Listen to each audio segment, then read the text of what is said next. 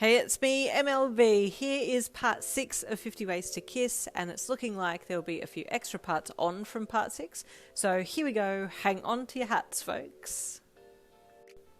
You didn't know where you were running to, but you knew that you just needed to get away. Otherwise, you would be caught up in another pretty embarrassing situation, and you didn't want a bar of it. You had already been embarrassed enough lately. Thankfully, you managed to avoid everyone for the rest of lunch, and then when the bell rang for the next class, you made your way back and slipped in through the back doors just as Aizawa arrived. He didn't look too impressed by your skin-of-the-teeth type entrance, but his low-key wrath was far better than having to explain what 69 was to Shoto, and Midoriya, and Uraraka. Since your mind was on those three, you glanced up at each of them in turn to see if they had any telling expressions on their faces. Yep, Zero had definitely explained it to them. Midoriya's face was bright red and his mouth was in a wobbly line as he fidgeted with his fingers. Uraraka had her head down and her hands clamped between her legs with a bug-eyed expression on her face as she stared down at her desk. And your man looked, well, stoic as usual, but he had always been hard to read, so this time was no different really. You let out a soft sigh and focused on the lecture, hoping everyone would have calmed down by the end of it. Not much was said from then till the end of the school, and once the final bell rang you got up to leave. You were grateful it was the weekend because it meant that you could go home for a few nights' stay and didn't have to face any of your fellow classmates in the dorms. By fellow classmates you meant any of the above who had had their innocence stolen by one explanation from Zero.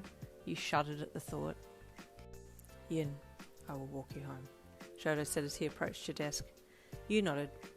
Yeah, okay, let's go. And with a small smile to him, you fell in step and walked out of the classroom and into the hall to get your things and leave for the day. Shoto was unusually quiet on the first leg of the journey home, and you thought maybe it would be best to not initiate a conversation and just see what happened. You had a feeling his silence was related to what Zero had said. Yin, he finally said, and you hummed in reply, looking up at his side profile as he walked. He slowed his steps and you did too. Then all of a sudden he took your hand, and before you knew it, he had gently cabadoned you up against the brick wall, holding you captive there with a hand either side of your head. Shoto, what? I don't want anyone else to have you, he said in a low, earnest voice, his intense gaze pinning you to the brickwork behind you. What do you mean? You asked a little breathlessly. All these things I have learned, and the things I've experienced with you. I don't want anyone else to experience them with you. I want to be the only one. Yeah, okay. That's understandable because we're girlfriend and boyfriend, so will it be this way forever? He asked, a small amount of vulnerability seeping into his steadfast gaze. Shoto had been very straightforward with you about his family, his father's treatment of him, his father's treatment of his mother, and you knew that you, being his first and only girlfriend, had a very delicate role in how he perceived love from there on in. Your reply to him needed to be honest. Yes, you said without hesitation. Yes, I don't want to be with anyone else but you, Shoto. For the rest of my life, I just want it to be us, together, you and me. Suddenly you were in his embrace. Shoto wasn't the best at reading the room, nor giving kisses or hugs in appropriate settings. He acted on impulse mostly, but this was the perfect time to hug. Perfect time to have this conversation. There was no more perfect time than this to promise each other that you'd always be together. After the warm embrace, you shared a kiss as well. Shoto liked kissing. It was his new favourite thing, and you had to stop him after a while, otherwise you two would still be standing there up against the brick wall with your mouths pressed together, literally forever. Taking his hand, you walked to your house with him. He had initially said that he would walk you home, but when you got to your door, you didn't want him to leave, so you invited him in instead. Did you want snacks? You asked as you walked to the cupboard to see what was there. Yes, he nodded, his eyes watching you intently, like he had something else on his mind, other than the food. After grabbing an assortment of things, you jerked your head towards your room, indicating for him to follow. He did that part very well. Good thing no one else is home, you commented as you got to your room. Otherwise there'd be 1,000,001 questions like, who's this boy? Why is he here? Are you going to your room with him? But not like that because, you spun to face him to try and save your comment before it was misinterpreted, but Shoto went in for the kiss, and you dropped your snacks, and you walked backwards and were on your back on the bed with him on top of you before you could say anything else. And for the next 15 minutes you forgot that there was a mess on the floor and the bedroom door was still open.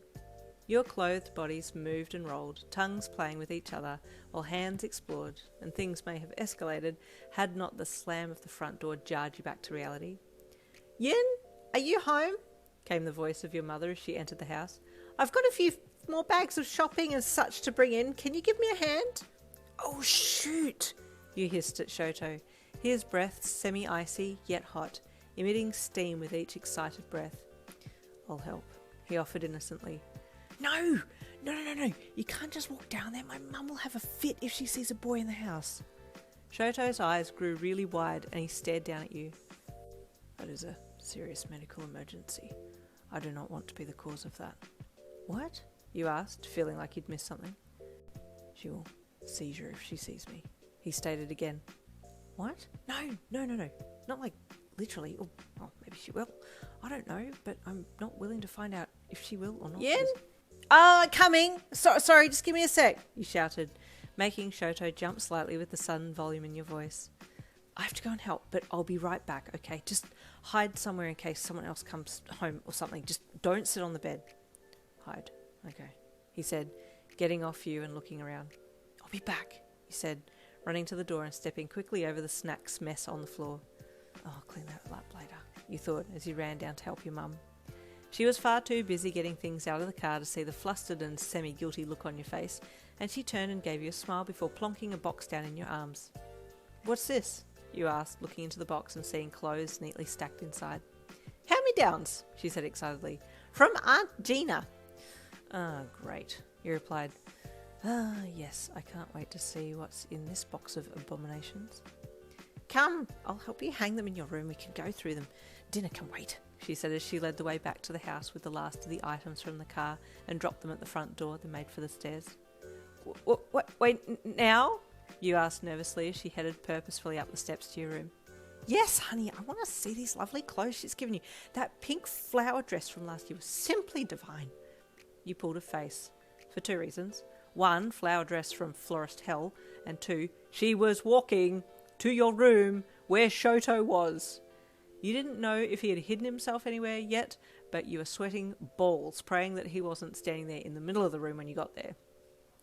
Yin, why are there chips and such all over the floor? Your mum gasped as she got to your room. I fell. I was going to clean them up, but then you called, and honestly, she tutted. I'll pick them up now. I'll do it now. Can you go and get me an extra bowl or something from the kitchen downstairs, away from here? Never mind. Oh, I want to see these outfits, she said, putting the spilled food aside in her mind and stepping around them to get into the room. You were so busy looking around the room to make sure Shoto couldn't be seen that you crunched your way right through the chips on the floor, and your mum spun to give you a piece of her mind. Yin! Don't walk right through them, around them. What on earth? Sorry, I forgot, you lied, letting your mum rant a bit so you could scan the room. All seemed good so far. No Shoto in sight. And there ends part 6. Part 7 will be up next Wednesday. We'll find out what happens. See you then.